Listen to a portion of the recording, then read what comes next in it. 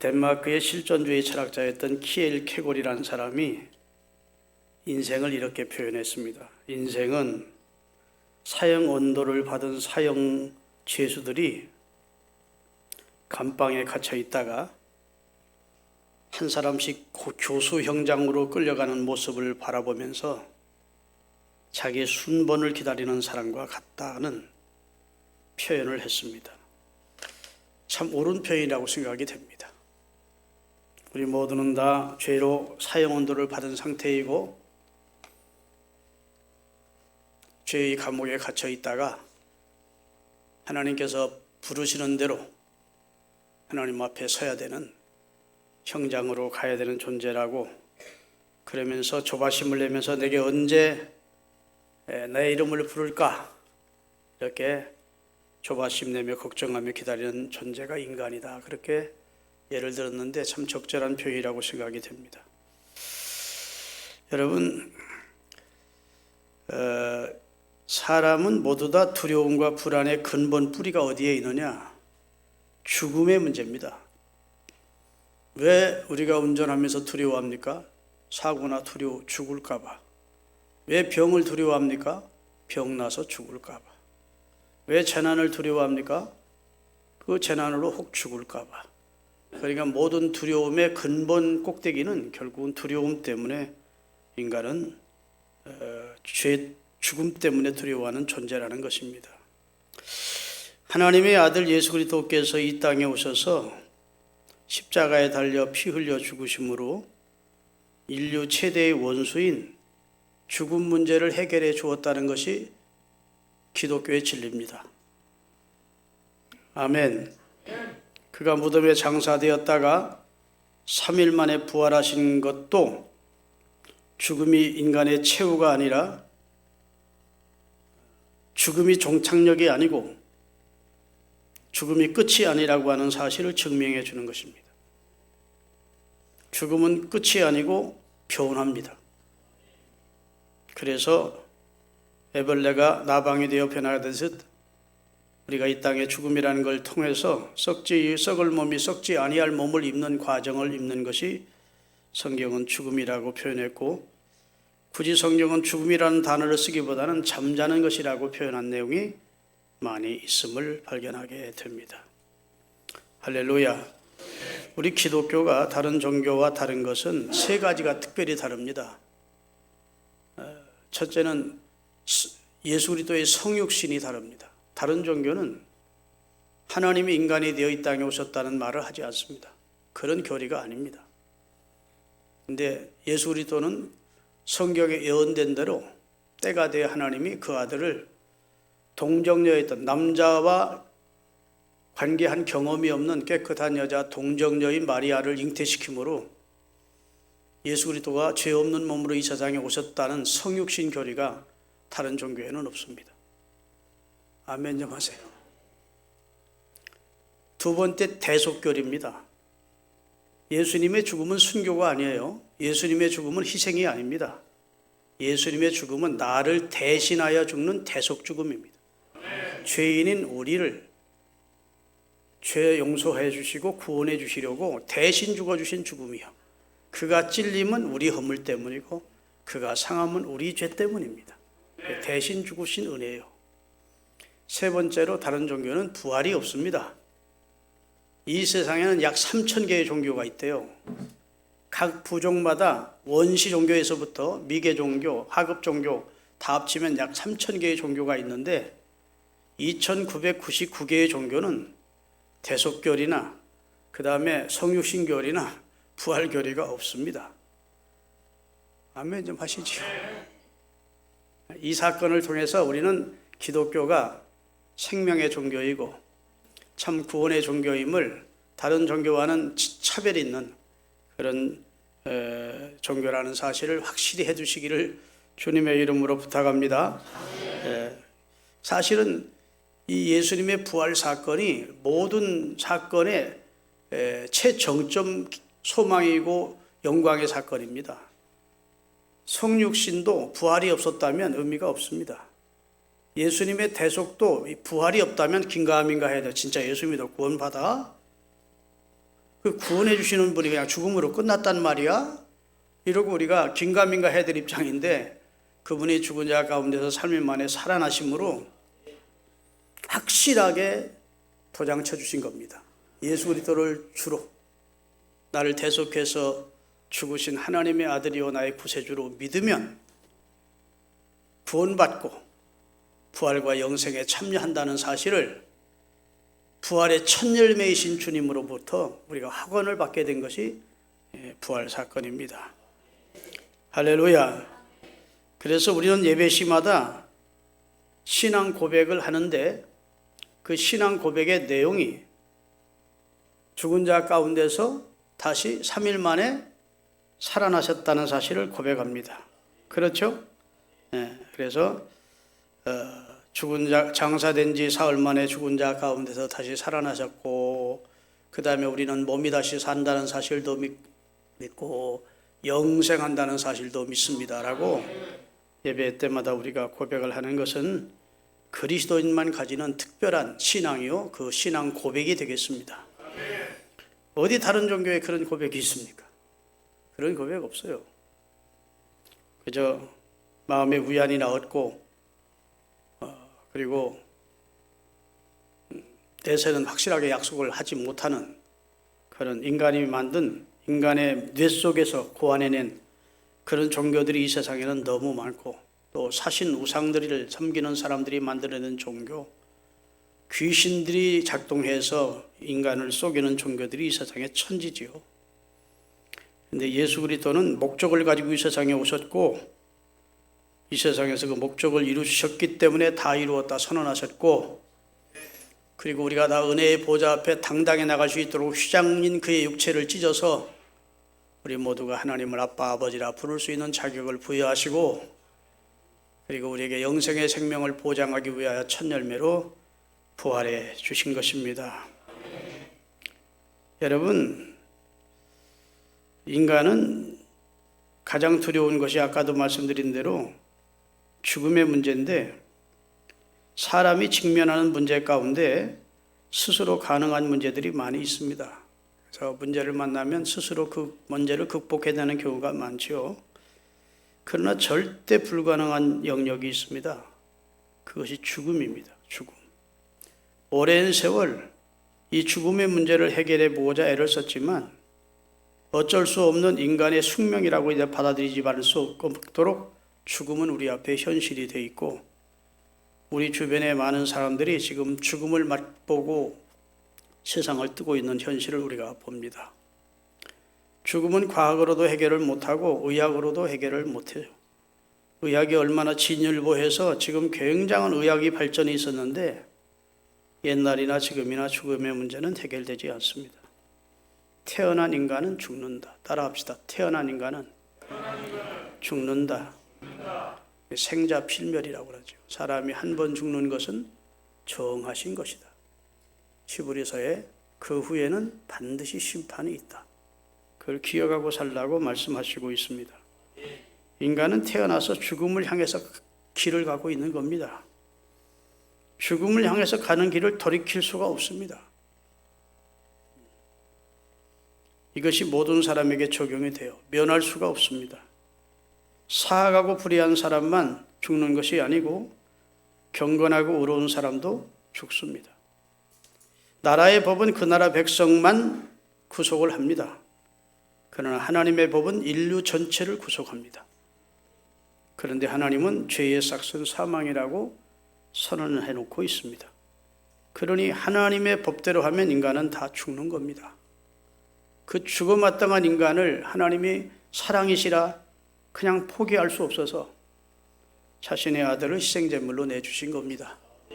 그리고 저를 믿는 자마다 멸망치 않고 영생을 얻게 해주시고, 대속의 십자가의 고통을 통해서 우리 죄를 속량하게 하시고, 그는 생명의 주인이니까 죽음에 매여 있을 수가 없는 분이에요. 따라합시다. 우리 편에서는 부활이 기적이지만 하나님의 입장에서는 너무도 당연하다, 자연스러운 겁니다. 생명의 주인이 죽음에게 질 수가 없잖아요. 나는 부활이요 생명이니 했는데, 예수님은 장례식을 한 적이 한 번도 없어요. 참 특이하게 성경에서 예수님이 복음서를 아무리 읽어봐도 예수님이 사람 죽은 집에 방문한 적은 있지만 장례식을 인도한 적은 없습니다. 다 살려내셨습니다.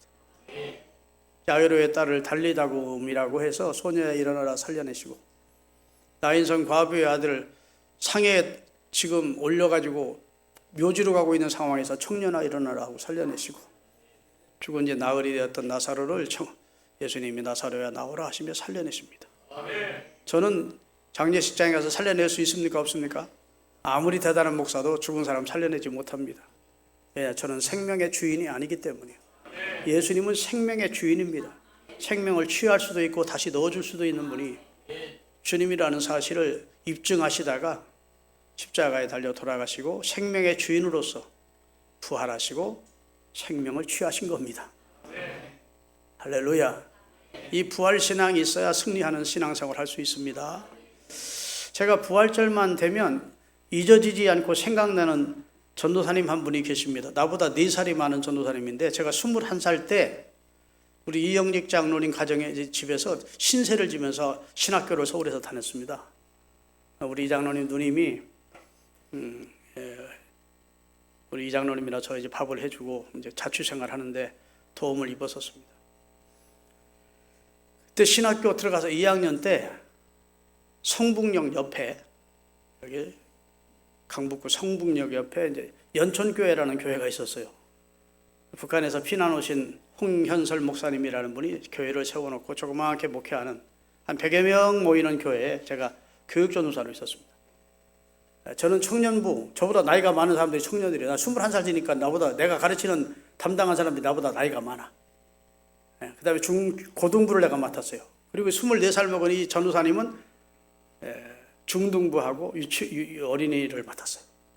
전도사가 둘이었는데, 키가 1m 85에다가 강원도 춘천에서 건달 생활에서 이것이 해가지고 부모님을 그렇게 속썩였답니다. 그분이 얘기하는 소리를 내가 들은 거예요. 이충원 전도사가 아주 강원도에서는 나름대로 주먹 쓴다고 돌아다니며 껍적거리고 다니면서, 엄마가 권사님이었는데 그렇게 교회를 가자게 해도 교회를 안 나간 겁니다. 그런데 어느 한날 저녁에 술을 먹고 아침 새벽에 되니까 술 많이 먹으면 오줌 마렸거든요. 생리적인 작용이 나서 오줌 누려고 이제 옛날에는 변소가 바깥에 있었습니다. 바깥에 변소에 와서 이제 소변을 보려고 하는데 막 촛불을 들고, 그때만 해도 부활절 새벽 예배는 흰옷 입고 촛불 들고 다 새벽 예배를 드리러 갔어요. 예수님이 부활절 새벽에 부활하셨잖아요. 그러니까 옛날에는 부활절만은 새벽 예배를 특별히 의미 있게 여겼습니다. 그러니까 자기가 소변을 보고 있는 곳에 옆에 이제 교회 가는 길인데, 아줌마들이 교회를 가면서 우리 주님이 부활하셨다고 그러면서 뭐 찬송도 불러가면서 이렇게 지나가는 것을 소변 보다가 이제 들은 겁니다. 그래서 미친년들, 예수가 부활해? 웃기고 자빨 그런 거예요. 그런데 뒤통수를 맞는 것처럼 충격을 오면서 나는 부활이요 생명이다. 네가 어찌하여 어느 때까지 나를 거역하겠느냐. 그 음성과 함께 쓰러졌다는 겁니다. 자기가. 남의 얘기지만 믿으세요. 거짓말 하나도 안 보태고 얘기하는 거예요. 자기가 변화될 사람이 아니라는 겁니다. 자기가 예수 믿을 사람이 아니라는 거예요. 자기를 변화시키고 예수님을 믿게 하시고 부활의 주를 영접하게 하신 이는 주님이라는 겁니다. 자기가 자기 된 것이 주님의 은혜라는 거예요. 막 불같이 뜨거운 마음으로 교회 일을 하는 사람입니다. 그분이. 나중에 여기에 충원 무슨 교회라고 개척해서 큰 목회를 하고 있더라고요. 여러분, 존 와나메커라고 하는 미국의 백화점 왕이 있습니다. 곳곳에 미국의 주마다 백화점을 세우는 미국의 최대 백화점 왕이 와나메커라는 분인데, 그분이 신실한 그리스도인 줄 아니까 한 두 청년이 와가지고, 회장님, 예수가 부활했다는 사실을 오늘 20세기에 그걸 믿습니까? 아니, 회장님, 그렇게 돈을 벌고 지혜로우면서 20세기에 예수가 부활했다는 사실을 믿어요? 그런 거예요. 그러니까 이 와나메커가 하는 말이, 젊은이, 나는 오늘 아침도 부활하신 주님을 만났네. 부활하신 주님과 대화했어. 주님은 살아계시다네. 이렇게 얘기했다고 그래요. 여러분, 수많은 그리스도인들의 간증들이 있습니다. 연예인 간증도 있고, 전혀 기독교와 적대적이었던 반기독교인 사람들의 그리스도인 된 다음에 간증도 있고, 탈북해온 사람들이 예수님 만나서 간증한 얘기도 있고, 이런 간증란에 들어가 보면 다 예수님 만난 얘기입니다. 다 아멘 할 때까지 기다리는 거예요. 다 예수님 만난 얘기예요. 자기는 이렇게 변화될 사람이 아니라는 거예요. 자기가 기독교를 얼마나 싫어하고, 예수 믿는 사람들 진짜 싫어하고, 자기가 예수 믿는다는 건 있을 수 없는 일이었다는 겁니다. 주님이 자기를 만나주셨다는 거예요. 부활하신 주님이 자기를 변화시켜 주셨다. 생명의 길을 알게 하셨다고, 하나님의 참사랑을 알게 하셨노라고, 구원받게 하셨노라고 감격하면서 눈물을 줄줄 흘려가면서 간증하는 수많은 사람들의 간증을 우리가 듣습니다. 조혜련이라고 하는 코미디언 알죠? 하도 유명한 사람이니까 알 거예요. 그 사람은 남녀 호랭개교라고 믿었는데 일본에서 온 종교입니다. 보통 그 종교는 계속 남녀 호랭개 하면서 주문을 내고 보통 열심히 종교 생활하는 것이 아닙니다. 그 어머니도 그렇게 열정적이었다고 그래요. 남녀 호랭개교에. 그런데 예수님을 만난 거예요. 지금은 얼마나 신실한 그리스도인이 돼서 많은 탤런트들을 전도하고 그들도 예수님을 만나게 하는 놀라운 역사를 하고 있는지 모릅니다. 예수님은 그때 부활하시고 나서 지금은 뒷짐지고 계신 분이 아니고 구만리장천 저 천국에 앉아 계신 분이 아니고 지금도 영생을 주시기로 작정된 자들을 만나 주십니다. 살아계셔서. 아멘. 그리고 그를 변화시키시고 생명을 주시고 구원을 해 주시는 분이 주님이라고요. 오늘 본문에 보면 사도 바울이 쓴 것이 고린도 전서 후서인데, 사도 바울이 원래는 이름이 사울이었습니다. 반기독교인이었습니다.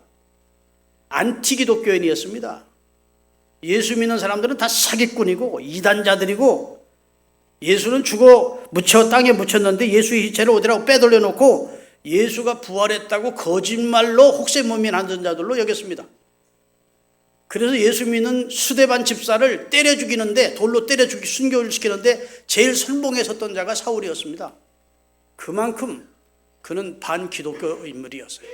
극렬 박해자였습니다. 그날도 예수 믿는 사람이 다메스커스라고, 지금의 시리아 다마스커스라는 곳에 많이 있다는 그런 정보를 입수하고 대제사장에게 가서 그들을 구속해 올 수 있는 구속영장을 품에 넣고 그 사람들을 데리고 다메섹으로 가는데, 다메섹 언덕에서 강력한 빛이 그에게 비치면서 꼬꾸라지게 됩니다. 그러더니 하늘에서 소리가 들립니다. 사울아, 사울아, 네가 어찌하여 나를 핍박하느냐 하는 거예요. 그래서 꼬꾸라져 가지고 이제 눈이 멀게 됐어요. 갑자기 강력한 빛을 보면서 눈이 안 보이는 상태가 돼서, 주여 누구십니까? 하늘의 소리가 들리니까 나는 네가 핍박하는 예수다. 아멘. 네가 다메섹 성으로 들어가라. 너를 인도해 줄 자를 내가 보내리라. 그런 거예요. 그래서 사람들의 부축을 받아가지고 다메섹 성으로 들어가서 거기서 식음을 전폐하고 금식하게 됩니다. 얼마나 충격을 받았겠습니까? 예수님이 죽어 시신이 어디서 묻혀가지고 썩어가고 있는 줄 알았는데 하늘에서 음식이 들리기를, 나는 네가 핍박하는 예수야. 아, 진짜 예수님이 부활하셨네. 아멘. 충격받은 것이죠. 그래서 직가라고 하는 어떤 집에 들어가서 이제 충격 속에 그는 눈은 안 보이고 하나님 앞에 이제 그 문제 때문에 기도하고 있는데, 주님께서 아나니아라는 신실한 성도 하나를 성령께서 직가라는 사거리에 가면 거기 한 집에 있다. 거기에 사울이라는 자가 지금 기도하는 중이다. 가서 만나라 하는 겁니다. 그 아나니아가 깜짝 놀란 거예요. 그 사람은 기독교 극렬 박해자인데, 그 사람 호랭이 입으로 내가 들어가란 말입니까? 그 사람이 나 잡아가지고 나 죽일 텐데요. 나 못 갑니다. 그랬더니 아니야. 그는 나의 이방인의 사도로 내가 택한 그릇이야. 앞으로 그를 변화시켜서 선교의 도구로 쓸 거야. 가서 기도해 주라. 그래서 하나님께서 주시는 말씀을 붙들고 아나니아가 사울이 머물고 있는 집에 가서 형제 사울아, 주님께서 나를 네게 보냈다 하고 예수 그리스도의 복음을 전한 후 예수님은 진짜 부활하셨고 하나님의 아들이시고 우리 죄를 대신하여 죽으신 구세주라는 사실을 알려주고 그가 예수 믿기로 결단하자, 예수님을 영접하자, 그를 위해 기도해 줄 때 그의 눈에서 비늘 같은 것이 벗어지면서 다시 보게 되었고 그는 예수 그리스도 안에서 새로운 사람이 돼서 그 다메섹에부터 전도를 시작했다고요. 그랬던 그가 하는 말입니다.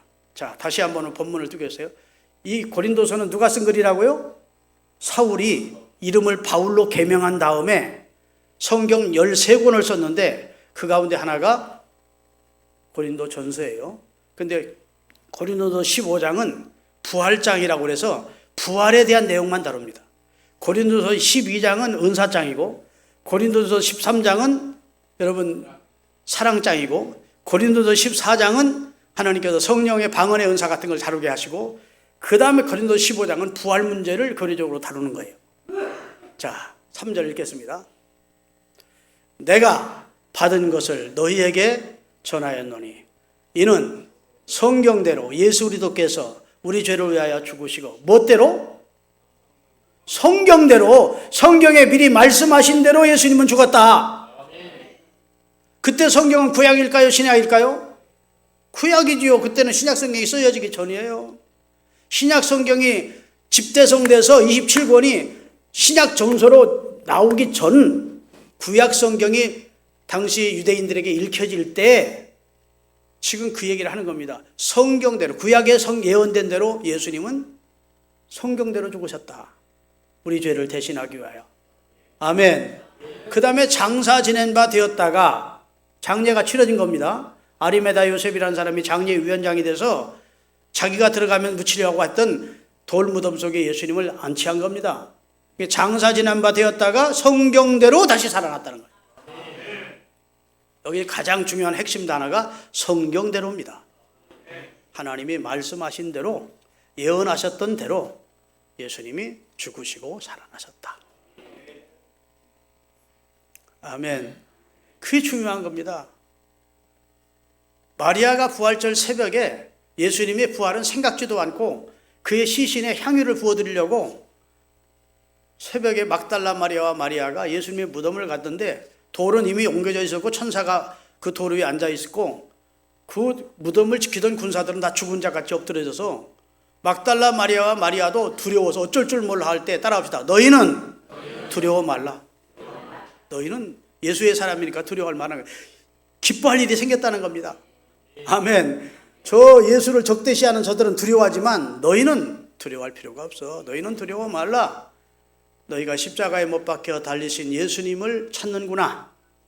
그가 여기 계시지 않고 따라합시다. 말씀하신 대로 살아나셨느니라. 그가 생전에 말씀하신 대로 살아나신 겁니다. 예수님은 예루살렘에 올라가시면서 4번이나 예수님의 순환을 예고하십니다. 제자들에게 예수님이 올라가시면서 4번씩 예수님의 제자들은 예수님이 마지막 예루살렘에 올라가는 걸 싫어했어요. 두려워했다고요. 올라가지 말자고 이번에는. 왜냐하면 분위기가 예수님을 잡아 죽이려고 하는 분위기가 예루살렘에 팽배해 있다는 것을 눈치 있는 제자들이나 예수님이 모를 리가 없습니다. 그런데 예수님이 굳이 올라가시는 거예요. 그리고 이번에 올라가는 길은 내가 유대인들에게 잡혀서 로마 군인에게 넘겨져 십자가에 달려 죽고 3일 만에 살아날 것이다. 이렇게 4번을 거듭 말씀하셨다고요. 아멘. 그러니까 제자 하나가 야 우리도 함께 죽으러 가자 그러고 나섰다고 성경은 기록되어 있다고요. 심각한 그런 마음을 가지고 제자들과 예수님이 예루살렘을 향하여 올라간 겁니다. 그리고 예수님이 진짜 말씀하신 대로 십자가에 달려 죽으셨어요. 그러면 예수님이 죽은 자 가운데 3일 만에 내가 살아날 것이다. 거기까지 믿어야 되잖아. 그건 안 믿은 거야. 왜? 죽은 자가 살아난다는 것은 초자연적인 일이고 세상에 없던 세상 미중유의 사건이고 초유의 사건이니까 어떻게 죽은 자가 살아나겠나? 이것까지는 믿지를 못한 겁니다. 예수님이 말씀하신 대로 진짜 유대인들에게 잡혀서 로마인인 빌라도에게 심판받고 십자가에 달려 죽으시네. 참 심통하게 예수님의 말씀이 맞네. 이렇게까지는 인정을 했겠지만 내가 죽은 자 가운데 3일 만에 부활하리라 하는 것은 믿지를 못했다고요. 그러니까 예수님이 부활하신 다음에 엠마오로 내려가는 두 제자들과 말씀하십니다. 한탄하십니다. 하나님의 말씀을 더디 믿는 자들이요. 그가 생전에 죽은 자 가운데서 다시 3일 만에 살아난다고 말씀하지 않았더냐? 그때 그들의 마음이 뜨거워졌다고 그랬어요. 아멘. 진짜 하나님의 말씀을 더디 믿는 자들이었어요. 그 인간들은 왜? 부활만은 죽은 자가 어떻게 살아나? 이렇게 다 생각했던 것 같아요. 그런데 예수님은 성경대로 죽으시고 성경대로 다시 살아나사 그 다음에 살아나신 그 몸을 게바에게 보이시고, 게바는 베드로를 말합니다. 베드로의 별명이 게바예요. 게바에게 보이시고 11번을 부활하신 예수님이 11번 40일 동안 계시는 동안 11번을 부활하신 자신의 몸을 사람들에게 나타내셨는데 여기는 압축을 시켜서 몇 번만 얘기를 하는 겁니다. 첫째는 막달라 마리아와 마리아에게 나타나시고 베드로와 요한에게 나타나시고 9 제자가에게 나타나시고 갈릴리 디베라 바닷가로 가서 7 제자가 있는데 나타나시고 11 제자가 함께 있을 때 나타나시고 도마가 없는 자리에 한번 나타나셨다가 도마가 있는 자리에 나타나시고 할렐루야. 여러 번 주님이 자신이 부활하신 몸을 보이십니다. 믿으십니까? 그리고 승천하실 때는 500여 당신을 따르는 500여 성도들이 한 자리에서 부활하신 주님을 볼 수 있도록 하시고 그리고 승천하셨다는 겁니다. 그런데 그 중에 지금 이 성경을 기록하고 있을 고린도전서를 기록하고 있을 당시에 대다수는 살아있대요. 그 500의 성도들 가운데 예수님의 부활하심을 본 사람들이 대부분은 살아있다. 아멘. 주 111세기도 안 됐을 때니까 예수님의 부활을 목격했던 사람들 가운데 500의 대부분은 살아있고 어떤 이는 잠들었다 이렇게 돼요. 어떤 이는 잠들었다는 말은 기독교의 죽음에 대한 완곡한 표현입니다. 아멘. 어떤 이들은 세상을 떴지만 어떤 이들은 부활하신 주님을 목격한 자들이 대부분 지금 살아있어.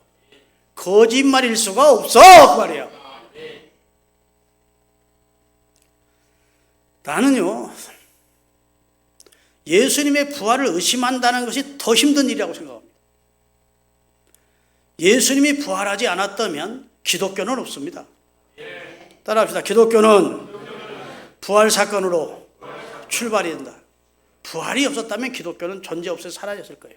유대 한 여기서 예수라는 분이 활동하다가 그가 죽음으로 기독교는 없어졌을 겁니다. 그런데 기독교의 탄생은 예수님의 부활 사건으로 탄생이 돼요. 그리고 성령이 그들에게 임하면서 이어서 성령이 임하면서 기독교가 예루살렘, 유대, 사마리아와 땅끝까지 오늘 이 양주 지역까지 복음이 증거되고 미전도 전도 지역까지 복음을 가지고 가서 전 세계 복음이 증거되는 곳에 다 미전도 전도까지 복음을 증거되면 그때 내가 올 것이라고 주님이 선언해 주셨습니다. 할렐루야. 그렇게 해서 복음이 우리에게 온 거예요. 그러니까 예수 그리스도의 부활을 부정한다는 사실이 더 힘들어. 왜냐하면 그렇게 예수님의 제자들이 원래 어떤 사람들입니까? 겁쟁이들입니다. 우리와 똑같은 사람이에요. 별반 다르지 않습니다. 예수님이 자기가 따르던 선생님 예수님이 십자가에 달려 죽자 다 두려워서 도망가고 그리고 나중에 연락을 취해가지고 한 집에 모여가지고 자기들도 체포되지 않을까 싶어서 문을 안으로 걸어 잠그고 그리고 야 그럼 어떻게 하면 좋냐? 너 물고기나 잡으러 가야겠다. 야. 난 농사 지러 가야겠네. 어떡하지? 이거 정말 세상 말로 말하면 닭 쫓던 뭐가 지붕 바라보는 꼴이 됐어. 우리는 그분이 이렇게 될 줄은 몰랐다. 우리는 그분이 하나님의 아들인 줄 알았고 예루살렘에 입성할 때에는 왕으로 입성해서 한 자리 줄 알았는데 이렇게 허망할 수가 있냐? 저 사람들이 서슬시퍼런 저 사람들의 핍박이 예수님이 죽음으로 끝날 것 같지 않고 예수를 따르는 우리들까지 다 체포할 것 같은데 우리 어떻게 하면 좋겠냐? 이러고 두려워 떨고 있었다고요. 그런 자들이 문을 박차고 나와서 우리 주님 예수 그리스도는 부활했습니다. 그분은 우리를 위해 죽으시고 우리를 위해 사셨습니다. 이러면서 순교를 각오하고 복음을 전할 수 있었던 것은 부활이 아니고는 있을 수 없는 사건이에요. 아멘. 그래서 두려움이 변하여 그들에게 담대한 용기를 가져오게 한 놀라운 사건의 그 기초가 부활입니다. 아멘. 그 놀라운 사실을 믿을 때 하나님께서 우리로부터 성령의 능력을 부어주심으로 저들이 다시는 계집종 앞에서 예수를 모른다고 부정하는 사람이 아니라 그 고관들 앞에서도 하나님 앞에서 너희 말 듣는 격오라, 하나님 말씀 듣는 격오라. 우리는 따라갑시다. 보고 들은 것을 전하지 아니할 수가 없어. 죽일 테면 죽여. 순교할 거야. 이러면서 담대할 수 있었던 근거가 부활입니다. 그래서 부활을 의심한다는 것은 성경을 제대로 알면 부활은 확실한 사건이었다. 여러 가지 입증하고 보였다. 할렐루야. 슬픔에 빠졌던 사람들의 기쁨이 충만하게 되었던 그 놀라운 사건이 어디 있습니까? 그들 가운데 기쁨이 충만했다고 했는데 슬픔과 절망 속에 있던 그들이 기쁨으로 소망으로 가득 차게 되었고 두려움에 사로잡혀 있던 그들이 용기 백배에 담대할 수 있었던 근원이 부활이라고요. 할렐루야. 여러분, 예수님의 부활, 그리고 우리가 이 세상을 떠나면 우리 영이 이 세상에서 멸절되는 게 아니고 우리 영이 하나님이 준비한 나라로 간다는 이 천국과 내세를 믿는 신앙이 확실해야 됩니다. 목사님은 확실합니까? 저는 확실합니다. 저는 의심하기가 더 어렵습니다. 성경을 아무리 봐도 의심이 더 어렵지 믿는 게 어렵지 않습니다. 믿는 게 자연스러워. 그런 예수님이라면, 이런 하나님이라면 나를 위해 준비된 나라가 있을 것이고, 사람의 영혼이라는 것이 죽여도 죽일 수 없는 것이 비물질적인 것이 영혼이라고요. 영혼이 육체라는 장막집에 머물러 살다가 육체가 무너지는 날 영혼은 내 육체를 벗어나와 하나님의 집으로 가서 준비된 영혼, 하나님 만날 준비가 됐던 예수 그리스도를 주로 영접한 영혼은 주님이 잘했다 해질 것이고, 할렐루야. 끝까지 예수 그리스도를 지난주에 설교한 대로 거부하고 예수 그리스도를 구주 되심을 인정치 않던 한 강도처럼 구원의 기회를 놓치고 패역한 자들은 결국은 하나님의 말씀대로 심판을 받을 겁니다. 그 사실을 믿으세요. 따라합시다. 말씀하신 대로 될 것입니다. 이 사실을 믿고 사십시다. 그게 기독교라고. 기독교는 말씀하신 대로 오셨고, 말씀하신 대로 사셨고, 말씀하신 대로 죽으셨고, 말씀하신 대로 사셨고, 할렐루야. 그리고 말씀하신 대로 다시 오시고, 말씀하신 대로 우리에게, 그리스도인들에게 천국을 주실 것입니다. 세상 사람들이 천 사람이 천말하고 만 사람이 만말해도 그런 게 기울일 필요가 없어요. 예수 그리스도가 나의 유일하신 구주시고, 아멘. 그분이 하나님께서 나를 구원하기 위해 보내신 구세주라는 사실을 나는 믿습니다. 이런 믿음 가지고 여러분 누가 뭐래도 흔들림이 없이 사시기를 바랍니다. 여러분, 교리라는 말을 영어로 도그마라고 합니다. 헬라어로도 도그마예요. 도그마라는 말은 역설적인 진리라는 말이에요. 아닌 것 같은데 그게 진리야. 기독교의 교리는 도그마입니다.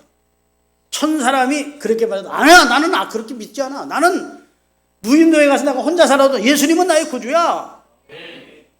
하나님은 나의 아버지시야. 내 애는 예수님을 믿으니까 나는 천국 가. 이렇게 강력하게 주장할 수 있는 교리, 그게 도그마예요. 기독교는 도그마입니다. 누가 그러면 그래? 예수를 믿는 건가? 이렇게 흔들리지 마시기를 주의 이름으로 축원합니다. 하나님의 우리에게 그거 믿게 하시려고 예수님의 죽음이 지구촌 한쪽 구탱에서 예수님이 죽게 하신 게 아니에요. 아멘. 예수님의 죽으심과 부활은 만인 앞에 드러내십니다. 유대인들이 가장 많이 모이는 6월절에 예수님이 십자가에 달려 돌아가세요. 믿습니까? 어느 한편 구석에서 예수님이 죽었다 그리고 부활했다 그러면 사람들이 그럴 리가 있겠어? 그렇지만 예수님이 어디를 가시다가 그냥 갑자기 교통사고나 객사를 하셨다 그런데 갑자기 부활했어 그러면 믿지 않겠지만 예수님의 죽으심을 하나님은 만민 앞에 드러내십니다. 아주 모든 사람이 다 예수님의 죽음을 확인할 수 있도록 옆구리를 찔러 물과 피가 침전되어 그가 죽음을 확인하도록 하신 다음에 무덤도 여러 아버지 무덤이 있고 할아버지의 뼈도 있고 그 다음에 예수님도 들어갔는데 거기서 예수가 부활했다 그러면 예수가 부활했는지 어떻게 알아? 아버지가 부활했는지 할머니가 부활했는지 모르지. 그럴 때 예수님의 무덤은 아리마대 요셉부터 들어가기 위해서 새로 준비된 무덤이었어요. 근데 이사야서 53장에 보면 그가 부자의 묘실에 장사될 것이라고 예언해 놓았어요. 그 예언을 이루시려고 하나님은 아리마대 사람 요셉이 부자였는데 그가 자기부터 자기 후손들이 들어가면 계속 그 무덤에 들어갈 낙골, 오늘날 말하면 낙골을 만들어 놓은 겁니다. 그러니까 거기서 부활했다면 누가 부활한 거예요? 예수만 부활할 수 있지. 그 무덤이 비어 있었다고. 하나님은 당신의 아들의 죽으심을 만인 앞에 드러내시고 당신의 아들의 살아나심을 만인 앞에 보여주기 위하여 은밀하게 하지 않으셨습니다. 공명다. 그리고 우리를 구원해내신 겁니다. 왜 그랬을까요? 한 사람이라도 더 믿어 생명의 구원을 얻게 해주시려는 하나님의 마음에서입니다. 어떻게든 인간 안 믿어보려고 의심해보려고 하는 인간들을 한 사람이라도 더 믿어 구원시켜보려는 하나님의 사랑의 마음이 내 아들은 이렇게 이런 상황에서 만인 앞에 드러내서 죽음을 당했다. 죄 없는 내 아들이. 그런 그는 생명과 부활이 있기 때문에 내 아들에게 그는 사망에 매여 있을 수 없었어. 그래서 내가 다 살렸다. 아멘. 아멘. 예수님도 요한복음 6장에 말씀을 하셨습니다. 한번 읽겠습니다. 요한복음 6장 38절인가 띄워주세요. 예수님이 돌아가시기 전에 한 말입니다. 다 같이 내가 하늘에서 내려온 것은 내 뜻을 행하려 함이 아니요 나를 보내신 아버지의 뜻을 행하려 함이니라. 나를 보내신 아버지의 뜻은 내게 주신 자 중에 하나도 내가 잃어버리지 아니하고 마지막 날에 다시 살리는 이것이니라. 내 아버지의 뜻은 아들을 보고 믿는 자마다 영생을 얻는 이것이니 마지막 날에 내가 이를 다시 살리리라. 이 목적을 가지고 예수님은 오셨다고. 하나님은 이 목적으로 그 아들을 이 세상에 보내셨다. 그에게 속한 자들을 다 살리시려고, 영생 얻게 하시려고. 믿습니까? 그래서 고린도전서 오늘 15장 20절부터 본문 후반부를 다시 띄워주세요. 그러나 이제 그리스도께서 죽은 자들 가운데서 다시 살아나사 모든, 여기 잠자는 자는 죽은 자의 완곡한 표현입니다. 모든 죽은 자의 첫 열매가 되셨도다. 밀밭에 밀이 익기 시작하면 하나가 누래지면 그 다음부터 다른 거 다 누래지기 시작하잖아요. 첫 열매. 하나님이 부활의 첫 열매로 예수님부터 부활을 시켰고, 아멘. 그리스도께서 다시 오실 때 그에게 속해서 이미 천국에 올라간 자들을 데리고 올 것이래. 그리고 이 땅에서 주님께서 신령한 몸으로 부활시키는 자들과 함께 이 땅에 있는 자들도 호련히 변화시켜 주를 맡게 하실 것이래. 여기까지 믿어야 됩니다. 부활은 믿을 수 있겠는데 그 내용은 또 황당한 내용 같습니다. 하나님의 말씀은 황당한 내용이 없어요. 받아들이면 돼. 그러면 사실이었구나 하는 것을 나중에 여러분이 하나님 앞에 고백하게 될 줄로 믿습니다. 그래서 그 다음 절, 사망이 한 사람 아담으로 말미암아 우리 인류에게 죽음이 왔듯이 하나님께서는 한 사람 예수를 통해서 모든 사람을 살리기 위하여 한 사람 예수를 보냈대요. 22절, 아담 안에서 모든 사람이 죽은 것 같이 둘째 아담 대신 그리스도 안에서 모든 사람이 생명을 얻는 역사를 이루어 주신 것입니다. 히브리서 2장 말씀 읽고 이제 말씀 마감하겠습니다. 히브리 2장, 자녀들은 혈과 육에 속하였음에 그도 또한 같은 모양으로 혈과 육을 함께 지니심은, 다시 말입니다. 우리 사람들은 무엇과 무엇을 가졌어요? 혈과 육을 가지고 있어요. 우리는 영적인 존재가 아닙니다. 우리가 이 세상에 사는 동안은 우리가 육체를 가진 삶으로 산다고 해요. 그걸 혈과 육이라고 합니다. 혈과 육을 가진 우리를 구원하려면 예수님도 혈과 육을 가질 필요가 있었다는 거예요. 그래서 예수님이 성육신 하셨다는 겁니다. 인간의 몸을 입으시고 오셨다는 거예요. 다시 말해, 자녀들은 혈과 육에 속하였으며 또한 그도 또한, 다시 14절, 그도 또한 같은 모양으로 혈과 육을 함께 지니시고 이 세상에 오셔서 우리를 죽음을 통하여 죽음의 세력을 잡은 마귀의 일을 멸하셨고, 그 다음에 죽기를 무서워함으로 한평생 마귀의 종노릇하는 모든 사람들을 부활로서 생명으로서 놓아주셨다. 우리 다 죽기를 무서워하며 살잖아요. 그런데 부활과 생명이 되시는 예수님을 믿으면 두렵지 않습니다. 예수 믿는 사람 죽는 거, 믿지 않던 사람 죽는 거 보면 참 비참하죠. 두려움과 공포 속에 죽습니다. 예수 믿는 사람은 당신 가난 말기요, 췌장한 말기요. 그러면 충격이죠. 사랑하는 이들과 헤어져야 되니까, 정든 이 세상을 떠나야 되니까 잠깐은 흔들리지 않을 수 없죠. 그래도 일면 마음에 두려움이 없어지는 것은 주님이 나를 위해 준비한 나라가 있지. 아멘. 그래서 죽음을 의연히 나중에 받아들일 수 있습니다. 주여 나의 영혼을 받아주옵소서. 그리고 갈 준비가 됐다고요. 그게 얼마나 여러분 삶의 축복인 줄 아닙니까? 부활신앙 가지고 사십시다. 그러면 슬픔이 기쁨이 되고 두려움이 담대감이 되고 삶에 의미 없는 삶이 의미 있는 삶으로 하나님이 바꿔주시는 은총의 역사가 부활신앙으로 가능한 거예요. 기도하시겠습니다. 하나님